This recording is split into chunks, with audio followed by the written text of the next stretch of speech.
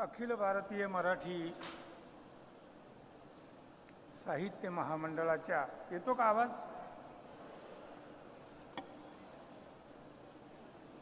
अखिल भारतीय मराठी साहित्य संमेलनाचे अध्यक्ष ज्येष्ठ लेखक श्री भारत सासणे, सौभाग्यवती सासणे बहिणी,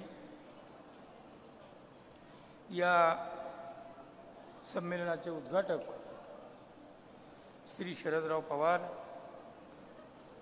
व्यासपीठावर उपस्थित असलेले सर्व पूर्वाध्यक्ष, प्राचीन भारतीय संस्कृतीचे अभ्यासक डॉक्टर गोबम देगलूरकर, संमेलनाचे स्वागताध्यक्ष श्री संजय बनसोडे, कार्याध्यक्ष श्री बसवराज पाटील नागराळकर, प्रमुख कार्यवाह श्री रामचंद्र तिरुके, स्वागत मंडळाचे इतर पदाधिकारी, लातूर जिल्ह्याचे पालकमंत्री श्री अमित देशमुख, भारताचे भूतपूर्व गृहमंत्री श्री शिवराज पाटील चाकूरकर, साहित्य महामंडळाचे उपाध्यक्ष श्री कपूर वासनिक, कोषाध्यक्ष डॉक्टर रामचंद्र काळुंखे, कार्यवाह डॉक्टर दादा गोरे, महामंडळाचे सर्व सन्माननीय सदस्य, या संमेलनासाठी मुद्दाम उपस्थित राहिलेले श्री दामोदर मावजो, सर्व साहित्य संस्थांचे उपस्थित असलेले सर्व सन्माननीय सदस्य, या साहित्य संमेलनासाठी निमंत्रित सर्व लेखक, वक्ते, कवी, अभ्यासक, प्रसारमाध्यमांचे सर्व प्रतिनिधी आणि लातूर जिल्ह्यातील आणि मराठवाड्यातील इतर ठिकाणाहून आणि गोवा, तेलंगणा, कर्नाटक, गुजरात, मध्य प्रदेश, झारखंड, दिल्ली आणि महाराष्ट्रातून व महाराष्ट्राबाहेरून बाहेरच्या इतर प्रांतांमधून संमेलनासाठी आलेल्या रसिक बंधू भगिनींनो, अखिल भारतीय मराठी साहित्य महामंडळाचा अध्यक्ष म्हणून या संमेलनात मी आपले मनापासून स्वागत करतो आणि आतापासून पुढील 3 दिवस सर्व कार्यक्रमांना उपस्थित राहून आपण साहित्य संमेलनातील उपक्रमांचा लाभ घ्यावा अशी विनंती करतो. मित्रहो, 1878 143 वर्षांपूर्वी या साहित्य संमेलनाचा जन्म झाला. न्यायमूर्ती महादेव गोविंद रानडे आणि लोकहितवादी गोपाळ हरी देशमुख यांनी या संमेलनाला सुरुवात केली. पुण्यात त्यांनी ग्रंथकारांचं साहित्य संमेलन किंवा ग्रंथकारांचं संमेलन म्हणून पहिलं संमेलन भरवलं 1878. 1906 चौथ्या साहित्य संमेलनात पहिली साहित्य संस्था महाराष्ट्र साहित्य परिषद या संस्थेची स्थापना झाली. तेव्हापासून ही साहित्य संमेलन महाराष्ट्र साहित्य परिषद भरवत असे. महाराष्ट्र साहित्य परिषदेनं एकूण 45 पैकी पहिली 4 सोडली तरी 41 साहित्य संमेलनं भरवली. महाराष्ट्र साहित्य परिषदेनं भरवलेलं शेवटचं साहित्य संमेलन गोव्यात मडगावला भरलेलं होतं. ते 45वे कुसुमाग्रजांच्या अध्यक्षतेखाली 1964च्या मे महिन्यात, म्हणजे उन्हाळ्यातच. आज जे गोव्यात कोकणी करतात आणि मराठी माणसांना हिणवतात, त्यांनी हे साहित्य संमेलन भरवलेलं होतं. हे मुद्दाम मला काही दिवसापूर्वी ज्या बातम्या आल्या आणि व्हॉट्सअपवर जी टीकाटिप्पणी झाली त्या अनुषंगानं या ठिकाणी सांगणं गरजेचं वाटतं. अगदी त्यांनीच ते भरवलेलं असेल असं नव्हे, तर त्यांच्या पूर्वजांनी मात्र नक्कीच ते संमेलन भरवलेलं होतं. हे या ठिकाणी सर्व मराठी माणसांना या मराठी साहित्य संमेलनात सांगणं मला गरजेचं वाटतं. 1965 हैदराबादला झालेलं 46वं साहित्य संमेलन हे महामंडळानं भरवलेलं पहिलं साहित्य संमेलन. हे संमेलन माझे गुरु प्राध्यापक वाल कुलकर्णी यांच्या अध्यक्षतेखाली झालेलं होतं. आज उदगीरमध्ये श्री भारत सासणे यांच्या अध्यक्षतेखाली भरत असलेलं हे जे साहित्य संमेलन आहे हे प्रत्यक्षात साहित्य महामंडळाचं 50वं साहित्य संमेलन आहे। याचा अर्थ आज आम्ही उदगीरमध्ये आमच्या साहित्य संमेलनाचा सुवर्ण महोत्सव साजरा करीत आहोत। महामंडळाच्या पहिल्या साहित्य संमेलनाचे अध्यक्ष होते मराठवाड्याच्या वाङ्मयीन युगाचे निर्माते प्राध्यापक वाल कुलकर्णी। उदगीरमध्ये भरत असलेल्या 50व्या साहित्य संमेलनाचे अध्यक्ष आहेत मराठवाड्याचे सुपुत्र थोर कथाकार श्री भारत सासणे हे। मी वाल कुलकर्णी यांचं आपल्या भरून येतं तर काही लोकांना खटकतं, म्हणून आमची खेड्यातली मंडळी अतिशय सावधपणानं शब्द वापरत असतात। जिथं जिथं संघ शब्द येईल त्या त्या ठिकाणी त्याला ते त्यांच्या मराठीमध्ये फेडरेशन असं म्हणतात। हे 10 संस्थांचं फेडरेशन आहे। मुळामध्ये हे फेडरेशन 4 संस्थांनी स्थापन केलेलं आहे। महाराष्ट्रातल्या त्या 4 संस्था आहेत। महाराष्ट्राचे पहिले मुख्यमंत्री, भाषेचे जाणकार, उत्तम जाणकार, भाषेबद्दल आस्था असणारे, भाषेबद्दल अस्मिता असणारे यशवंतराव चव्हाण यांनी महाराष्ट्राच्या निरनिराळ्या प्रदेशामध्ये ज्या पद्धतीनं मराठी भाषा लिहिली जाते त्यातला जो फरक आहे तो फरक लक्षात घेऊन दत्तवामन पोद्दार यांना अशा प्रकारची एक सूचना केली की आपण या सगळ्या संस्थांना एकत्र आणून एकत्रित बांधणी करून काही नियम जर तयार केले तर महाराष्ट्र सरकार हे नियम स्वीकारेल आणि नंतर त्या नियमांमध्ये मराठी भाषा लिहिली जाईल अशी काहीतरी व्यवस्था करणं गरजेचं आहे। हे यशवंतराव चव्हाणांनी सुचवलेलं होतं आणि दत्तवामन पोद्दारांनी या 4 संस्था एकत्र आणून त्यांचं हे फेडरेशन निर्माण केलं। ते म्हणजे साहित्य महामंडळ, ते म्हणजे आजचं साहित्य महामंडळ। हे साहित्य महामंडळ ह्या साहित्य महामंडळाच्या या 4 संस्था निर्मात्या आहेत हे मुद्दाम या ठिकाणी सांगितलं पाहिजे। महाराष्ट्र साहित्य परिषद पुणे, मुंबई मराठी साहित्य संघ मुंबई, विदर्भ साहित्य संघ नागपूर आणि मराठवाडा साहित्य परिषद औरंगाबाद या त्या 4 संस्था या जन्मदात्या संस्था आहेत। महामंडळ या 4 संस्थांनी निर्माण केलं आणि मग आत्ता देसाई साहेबांनी सांगितल्यामुळं जवळजवळ 3 कोटी मराठी समाज हा महाराष्ट्राच्या बाहेर राहतो। महाराष्ट्राच्या बाहेर असलेला हा जो समाज आहे महाराष्ट्राच्या निर्मितीनंतर म्हणजे 1960 नंतर हा जो समाज आहे या समाजाला असं वाटलं की आता आपण महाराष्ट्रापासून आणि मराठीपासून तुटलो।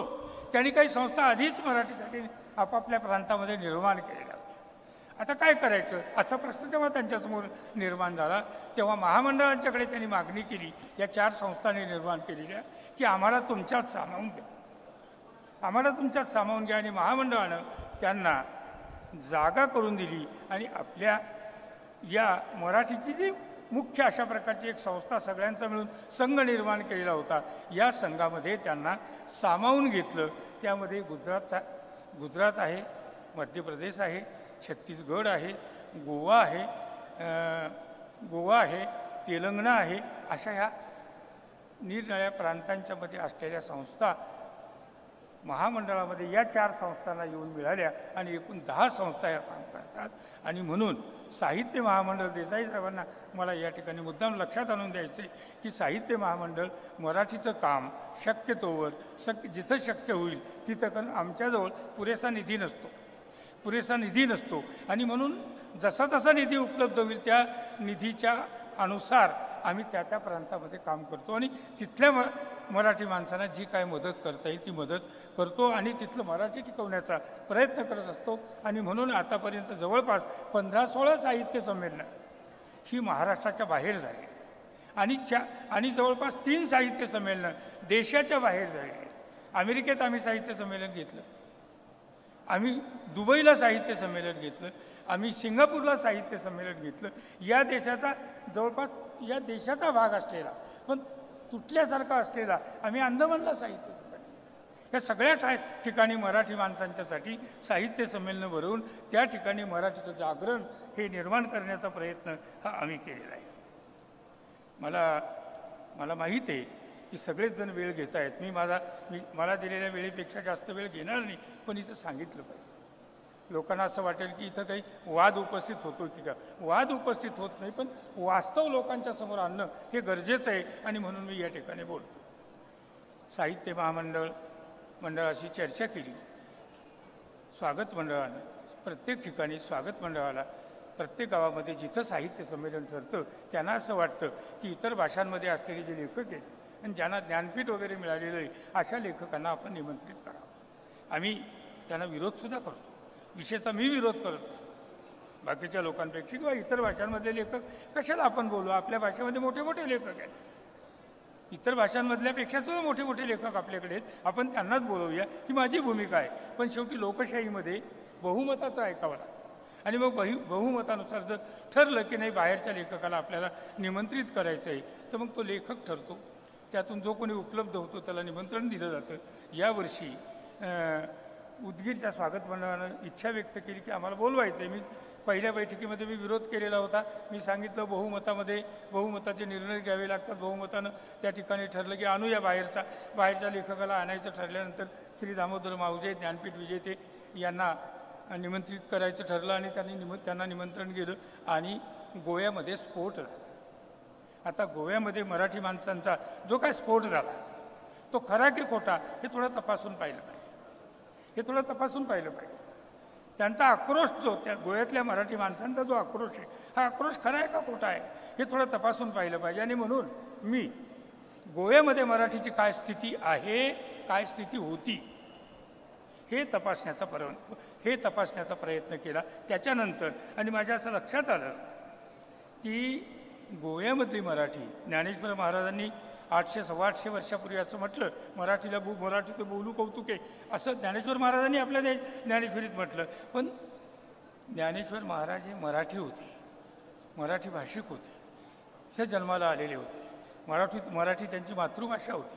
पण ज्यांची मातृभाषा मराठी नाही, जे परदेशातून आलेले आहेत वेगळ्या कारणासाठी, त्यांचा उद्देश वेगळा असेल, धर्मप्रसारासाठी आले असतील, त्यांनी खास भारतीय अशा प्रकारचा रचना प्रकार पुराण हा सगळ्यांनाच माहीत आहे. तर त्या पुराणाचा अभ्यास करून मराठीत ख्रिस्त पुराण लिहिलं आणि त्या ख्रिस्त पुराणामध्ये मराठीची जी थोरवी त्यांनी सांगितली. आता सूत्रसंचालन करत असताना आमच्या त्या बाईनं ती आपल्यासमोर मांडलेली होती की जैशी हरळा माझी रत्नकिळा, रत्ना माझी हिरा निळा, तैशी भाषा माझी चोखळा, भाषा मराठी. किती चोखळी अशा प्रकारची मराठी भाषा आहे हे तो ख्रिश्चन धर्मप्रचारक सांगतो मराठीमध्ये रचना करत असताना आपल्या भाषेची तोरी. जैशी पुष्पा माझी पुष्पमोगरी की परिमळा माझी कस्तुरी, तैशी भाषा माझी मराठी या अशा पद्धतीनं तो मराठीमधून सांगतो. म्हणजे म्हणजे 600 वर्षापूर्वी 500 वर्षापूर्वी 600 वर्षापूर्वी मराठी ही गोव्याची भाषा होती. हा इतिहास आहे, सिद्ध होतो एवढ्यावरून. ही जशी महाराष्ट्राची भाषा आहे तशी ती गोव्याची भाषा आहे आणि म्हणून ती अतिशय प्राचीन अशा प्रकारची भाषा आहे. कोकणी कधीपासून आहे? कोकणी ही मराठीची बोली आहे. आमच्या शिक्षकांनी आम्हाला शिकवलं की मराठीची बोली हा भाग वेगळा, पण आम्ही अभ्यास केला तेव्हासुद्धा आम्हाला जाणवलं की मराठीची बोली आहे. पण काही लोकांना असं वाटतं ते स्वाभाविकही आहे की आपल्या बोलीला भाषेचा दर्जा मिळाला पाहिजे. माझा मुद्दा असा होता की 600 वर्षापूर्वी मराठी ही गोव्यातल्या लोकांची भाषा होती, मातृभाषा होती. 20व्या शतकात काय होतं? 20व्या शतकामध्ये मराठीतले श्रेष्ठ कवी कुसुमाग्रजांच्या समकालीन, वाराकांतांच्या समकालीन, अनिलांच्या समकालीन, मी ही नावं का घेतली सगळी, पण प्रत्येक महाराष्ट्राच्या प्रत्येक विभागामध्ये एक एक कवी यातला होऊन गेलेला आहे. त्यांना तो माहीत आहे म्हणून मी हे सांगतो की हे जे तर बाबा बोरकर हे गोव्यातले कवी 50 वर्ष मराठीत का लिहित होते, कोकणीत का लिहित नव्हते असा माझा प्रश्न आहे. जर कोकणी तुमची भाषा आहे तर तुम्ही कोकणीत का लिहित नव्हते? मराठीमध्ये संबंध काव्यरचना तुम्ही केली, मराठी रसिकांनी तुम्हाला डोक्यावर घेतलं, तुम्ही मराठीच होते. नंतर जेव्हा आपल्या देशामध्ये, आपला देश हा बहुभाषिक आहे आणि बहुभाषिक असल्यामुळं जशी विविध प्रकारची राजकारणं आपल्या देशामध्ये चालतात तशा प्रकारचं भाषिक राजकारण हे आपल्या देशामध्ये विशेषतः उत्तरेमध्ये उदयाला आला. होतंच ते, मुळामध्ये ते होतंच, पण ते असं वर आलं, उफाळून आलं आणि त्याच्यातून ही जी कोकणी, या कोकणीला भारत सरकारनं मान्यता दिलेली 1975मध्ये मान्यता दिलेली. आता ही दिली का?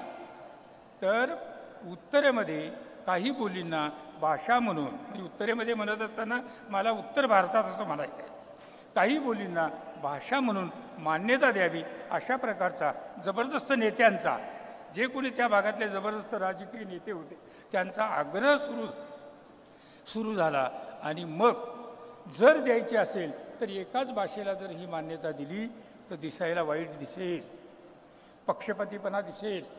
आणि म्हणून याच्या जोडीला एखादी दक्षिणेतली भाषा पाहिजे, दक्षिणेतली भाषा पाहिजे. मग त्यासाठी शोधा एखादी बोली, आणि मग बोली शोधली ती कोकणी, आणि बळी दिला तो मराठीचा बळी देऊन ती कोकणी बाजूला करून 1975मध्ये भारत सरकारनं या 2 भाषांना मान्यता दिली.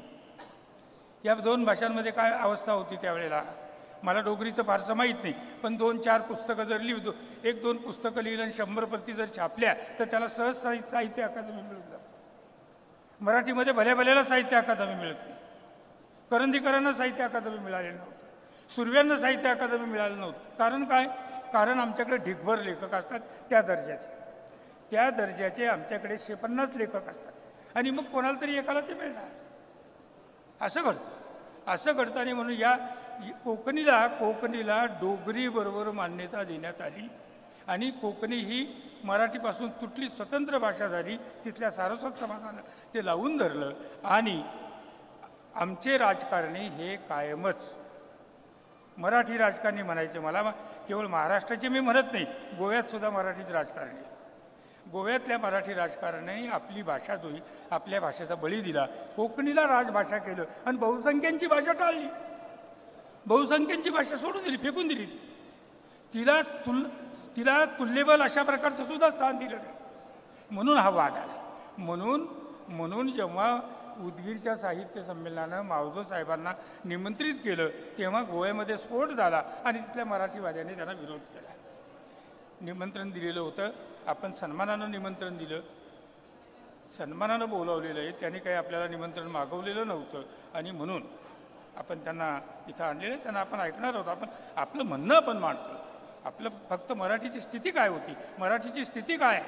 वर्तमानपत्राचं सुद्धा तसंच आहे. तुम्ही वर्तमानपत्रांच्याकडे जर पाहिलं तर मराठीमध्ये 1832मध्ये पहिलं वर्तमानपत्र निघालं, आणि गोव्यामध्ये 1872मध्ये पहिलं वर्तमानपत्र, म्हणजे 40च वर्षाचा फरक आहे.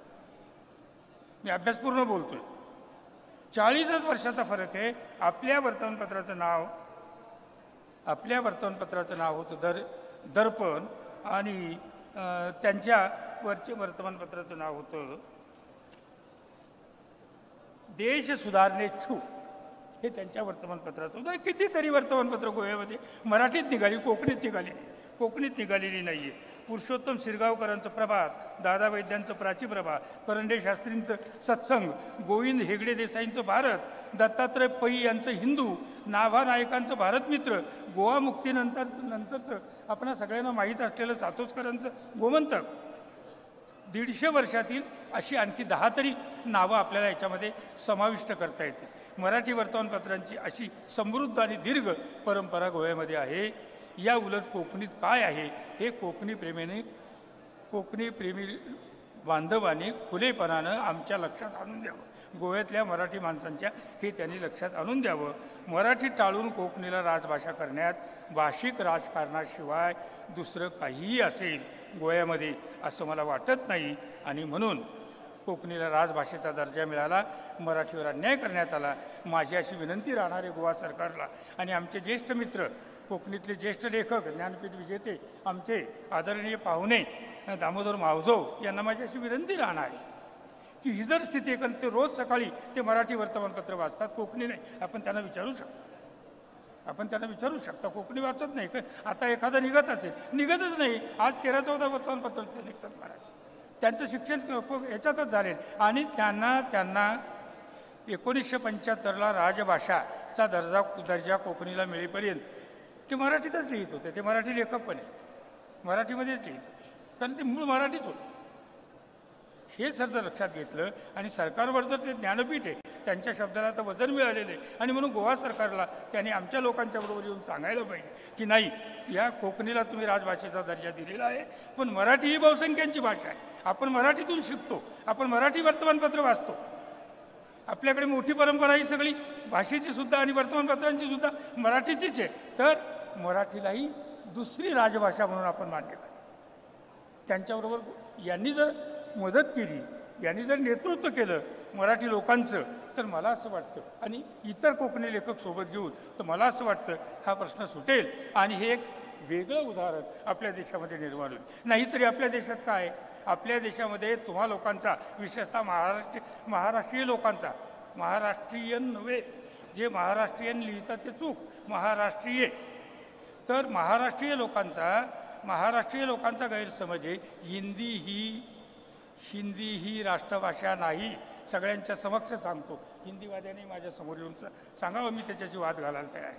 तर आपल्या देशाला बाबासाहेब आंबेडकरांनी घटनेमध्ये 22 भाषा या देशामध्ये बोलल्या जाणाऱ्या, कदाचित आता या दोनचा समावेश केला की नाही मला माहीत नाही, तर 22 भाषा ह्या राष्ट्रभाषा आहेत. आणि म्हणून एका देशाला जर 22 राष्ट्रभाषा असू शकतात, तर एका राज्याला 2 राजभाषा असल्यावर काय फरक काय पडतो? हे केवढं छान उदाहरण होईल. आणि म्हणून हे श्रेय श्री दामोदर मावजे, आमचे पाहुणे, आमचे मित्र यांनी घ्यावं आणि मराठीवाद्यांना, तिथल्या मराठी बोलणाऱ्यांना गोव्यातल्या सहकार्य करावं, त्यांचं समाधान करावं. आणि जसा तुम्ही कोकणीचा विकास करू इच्छिता, मराठीचा झालेलाच आहे, मराठीचा विकास आधीच झालेला आहे, पण अधिक बळ त्या भाषेला आपण दिलं पाहिजे. बळ देण्यासाठी त्या सरकारला सुद्धा सांगितलं पाहिजे की दुजाभाव करू नका, दोघीला निदान एवी तेवी तुम्ही पक्षपातीपणा करताच आहात, तर निदान एक वेगळं आणखी माप मराठीच्या पत्रामध्ये आपण टाकलं पाहिजे. कारण ही भाषा या प्रदेशाची 700 वर्षापूर्वीची भाषा आहे, 150 वर्षापूर्वीची किंवा त्यापेक्षा अधिक जुनी वर्तमानपत्रांची परंपरा आहे. सगळ्या शाळा परवापर्यंत तिथल्या मराठी होत्या, बहुतेकांचं शिक्षण हे मराठीत झालेलं आहे. अजूनही 70% शाळा गोव्यामध्ये मराठी, अजूनही बाजाराची भाषा मोठ्या प्रमाणामध्ये तिथं मराठी आहे.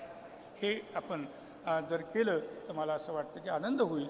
आणि आपलं स्वागत करताना आम्हाला आनंद झालेला आहे. आमच्या मनामध्ये आपल्याबद्दल कोणत्याही प्रकारची किंतु असल्याची भावना नाही आहे.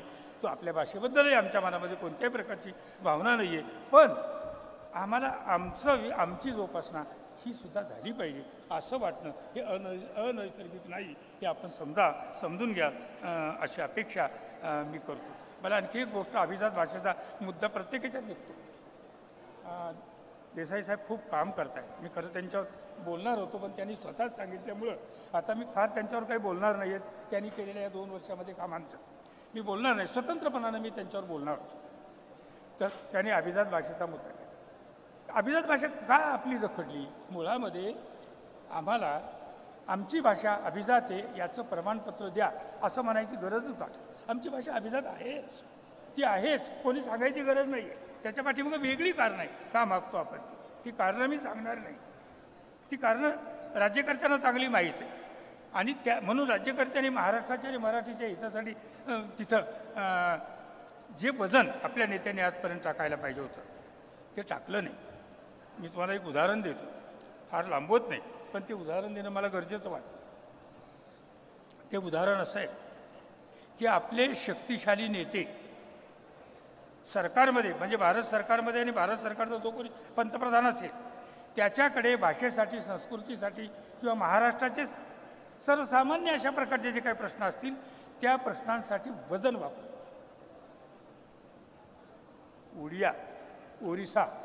ओरिसाच्या पंतप्रधानांनी उडिया ही भाषा मराठीपेक्षा थोडी अलीकडची असून सुद्धा ओरिसाच्या मुख्यमंत्र्यांनी, पंतप्रधान नव्हे, ओरिसाच्या मुख्यमंत्र्यांनी पंतप्रधानांवर दडपण आणून वजन वापरून उडियाला मान्यता मिळवली अभिजात भाषा.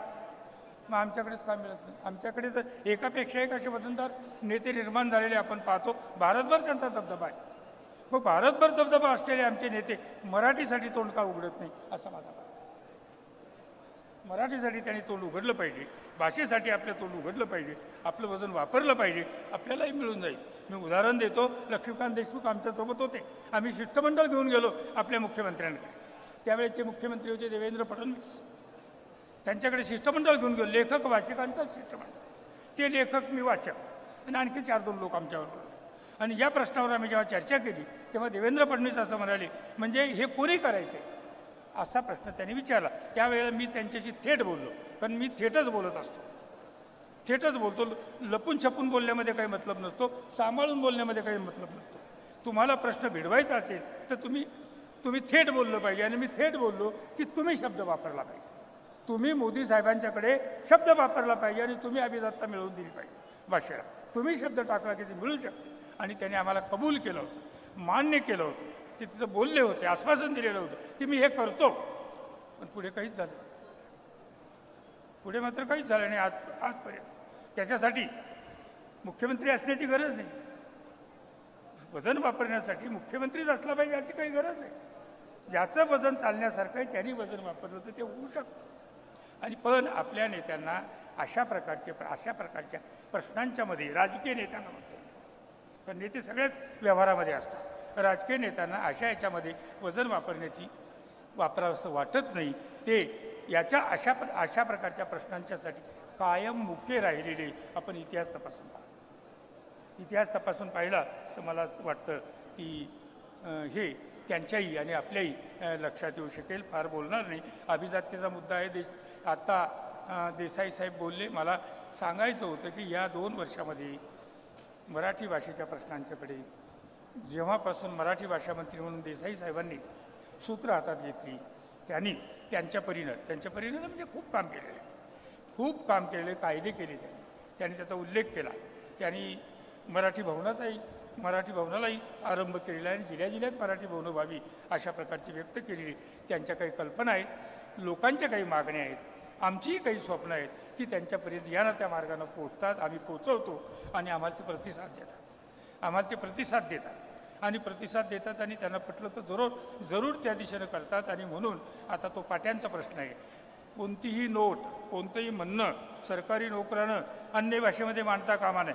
जे मध्य प्रदेशचा मुख्यमंत्री रविशंकर शुक्ला किंवा त्यांच्या आधीचा, नाव मला आठवत नाही, त्यांच्याकडे त्यावेळेला सेक्रेटरीनी ज्या टिप्पण्या पाठवलेल्या होत्या, ज्या नोट पाठवलेल्या होत्या, त्या नोट परत केलेल्या होत्या. त्यांनी त्याच्यावर लिहिलेलं होतं, मुझे इंग्लिश या अंग्रेजी काय त्यांनी म्हटलं असेल त्यावेळेला ते आती नाही, आपकी नोट हिंदी में अगर मराठी में लिखो. मराठी में का तर त्यावेळेला नागपूर तिकडे होता, विदर्भ त्या मध्य प्रदेशाला जोडलेला होता, म्हणून त्या प्रदेशामध्ये मराठी भाषेसुद्धा 11-12% जास्त होते. आणि मराठी ही तिकडची जवळपास नंबर 2ची बोलभाषा होती, म्हणून त्यांनी तसं लिहिलेलं होतं. म्हणजे यशवंतरावजीच्या काळातलीच ती गोष्ट आहे. ते जर तेव्हा आपल्याकडे झालं असतं तर हे प्रश्न उपस्थित झाले नसते. नाही झालं मध्ये कोणीतरी काहीतरी करायला पाहिजे, नाही केलेलं आहे. पण आता ते होतं आहे. आणि म्हणून महाराष्ट्राचा सध्याचा मराठी भाषा विभाग, त्याचे मुख्य मंत्री श्री सुभाष देसाई यांचं आणि त्यांच्या सहकार्याचं ते जे काम करतायत मराठीचं सकारात्मक अशा प्रकारचं, आणि लोकांना मराठी प्रेमीच नव्हे तर मराठी भाषिकांना त्यांच्या कामाचा आनंद होतो. याबद्दल मी या साहित्य संमेलनाच्या वतीनं, आमच्या सगळ्यांच्या वतीनं त्यांचं आणि त्यांच्या मराठी भाषा विभागाचं मनापासून अभिनंदन करतो. आणखी काही गोष्टी सांगता येण्यासारख्या होत्या. वेळ वाढत चाललेला आहे, तरी माझा वेळ संपलेला नाही आहे, पण मी आता थांबणार आहे. तेव्हा आपण शांत चित्तानं ऐकून घेतलं. काहीतरी सुटलं माझ्याकडून, एक मुद्दा कुठला तरी सुटला, आता मला तो आठवेना आणि सापडेल. तर आपण ऐकून घेतलं त्याबद्दल मी आपणा सर्वांचे आभार मानतो. व्यासपीठाचे विशेष आभार मानतो, कारण त्यांच्या देखत मी हे बोललो म्हणजे जरा थोडं अवघडच काम आहे. हो, ते शेवटी राज्यकर्ते आहेत, राज्यकर्त्यांना सगळ्यांनी घाबरायचं असतं आणि आपण बोलतो त्यांच्या देखत, हे जरा चांगलं नाही. पण देखत बोलल्याशिवाय, समक्ष बोलल्याशिवाय, जनतेच्या समक्ष बोलल्याशिवाय त्यांच्यापर्यंत हे प्रश्न पोचतच नाही. खाजगीत बोलले तर प्रश्न पोचत नाही, तेव्हा सगळ्यांच्या देखत बोलल्यामुळे हे प्रश्न पोचतात आणि थोडाफार विचार त्यांचा होऊ शकतो. आणि म्हणून हे बोललो. आणि कोकणी, मराठी च्या वादाबद्दल माझी अशी अपेक्षा आहे. गोमंतक सरकारकडून किंवा गोव्याच्या सरकारकडून आणि तिथल्या कोकणी लेखकांच्याकडून की त्यांनी मराठीचा जर करत असतील तर, करत नसतील असं मला वाटतं, पण जर ते द्वेष करत असतील तर द्वेष करणं सोडावं आणि मराठींनी द्वेष करू नये, त्यांनी मदत करावी हा प्रश्न सोडवण्यासाठी आणि राजभाषा म्हणून मराठीला गोव्याची दुसरी राजभाषा म्हणून मान्यता मिळवून द्यायला सहकार्य करावं अशी त्यांना मावजो साहेबांच्या समोर सर्व कोकणी लेखकांना मी विनंती करतो. माझा हा निरोप ते त्यांच्यापर्यंत पोहोचवतील अशा आशा व्यक्त करतो आणि त्यांनी ऐकून घेतलं, माझ्यावरती रागावणार नाही याशी मला खात्री आहे. तर मी आपली रजा घेतो. धन्यवाद.